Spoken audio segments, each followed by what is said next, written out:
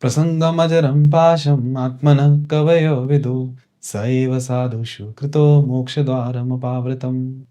ये श्लोक भगवान कपिल जी की शिक्षाओं में से है, जहाँ भगवान कपिल बता रहे हैं कि प्रसंगम अजरम पाशम आत्मना।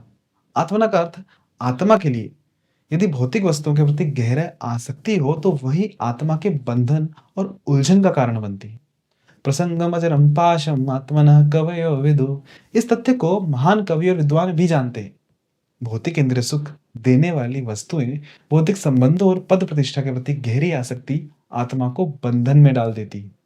लेकिन यही आसक्ति यदि साधुओं अर्थात भगवान के महान भक्तों के प्रति हो तो मोक्ष द्वारम अपावृतम। ऐसे साधु संग की आसक्ति मुक्ति के द्वार खोल देती है।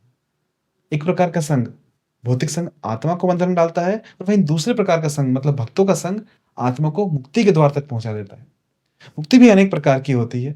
सालोक्य मुक्ति अर्थात भगवान के धाम में प्रवेश, सारेष्टि मुक्ति अर्थात भगवान जैसी ऐश्वर्य संपन्नता, सामीप्य मुक्ति अर्थात भगवान के समीप रहना, सारूप्य मुक्ति अर्थात भगवान के समान स्वरूप प्राप्त करना आदि। इस प्रकार जो व्यक्ति साधु संग का आश्रय लेता है वह अपनी पात्रता के अनुसार इन मुक्तियों में से किसी को प्राप्त कर सकता है। भक्तों का संग मुक्ति के द्वार खोल देता है, जबकि भौतिक लोगों का संग अगले जन्म में भी हमें इसी भौतिक जगत में बांध देता है।